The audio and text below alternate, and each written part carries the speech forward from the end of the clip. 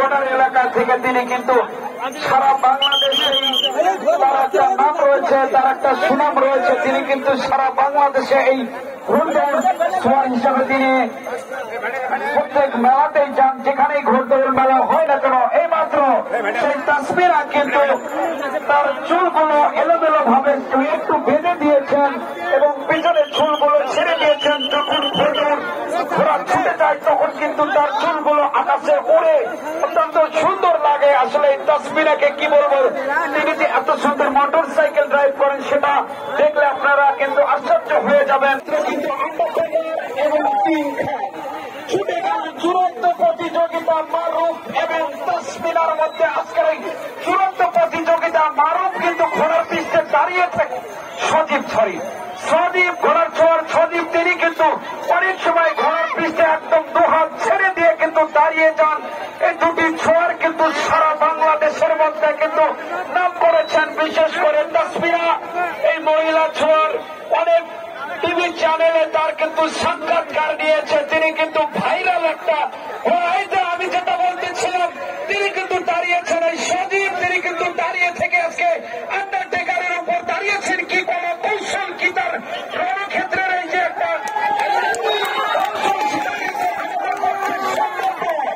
সমস্ত করতালি দিয়ে উৎসাহিত করবেন যে আসলে একটা চলন্ত ঘোড়ার উপর বসে থাকার যত কষ্টকর, তারপরেও সেটা যদি দাঁড়িয়ে যায় হাত ছেড়ে দিয়ে অত্যন্ত কষ্টকর। এই প্রতিযোগিতা পরন্ত বিকালে 68,000 গ্রাম বাংলার যে ঐতিহ্য ঘোড়দৌড় প্রতিযোগিতা, আসলে এই প্রতিযোগিতা দেখে মনে হয় আসলে এটাকেই বলে প্রতিযোগিতা, এটাকেই বলে যুদ্ধ।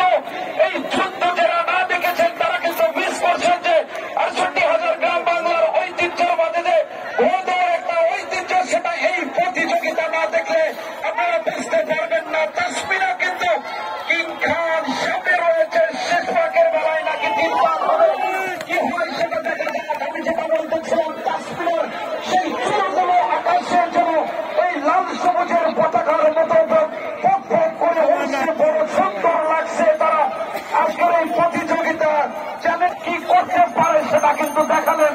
আসলে দেখিয়েছেন ফুটবলে বাংলাদেশের মহিলা যে ফুটবল টিম আছে তারা কিন্তু এদেশের মুখ উজ্জ্বল করেছে। এদেশের যারা মহিলা ক্রিকেট টিম রয়েছে তারা কিন্তু সারা বিশ্বকে তাক লাগিয়ে দিয়েছেন। তেমনই কিন্তু এই তাসমিরা আজকের এই সরকার যে চাইনিজ স্মার্ট প্রাঙ্গণে 3 দিনব্যাপী ঘোড়দৌড় প্রতিযোগিতা, তিনি কিন্তু এই মামুন খান মামুন কিং খান ঘোড়ার উপর শোর হয়েছে। আসলে প্রতিযোগিতা যখন এটা কিন্তু কঠিন একটা প্রতিযোগিতা আমার মনে হয় প্রতিযোগিতাই যারা বাংলাদেশের একটা আকর্ষণ, বাংলাদেশের একটা ঐতিহ্য। এই জন্যই বাংলাদেশের হারানো ঐতিহ্যকেই ঐতিহ্যকে ফিরিয়ে আনার জন্য সরকারি যুব সমাজ তারা কিন্তু অত্যন্ত আপনারা আমার খেলা থেকে আপনাদের অনুভূতি কেমন?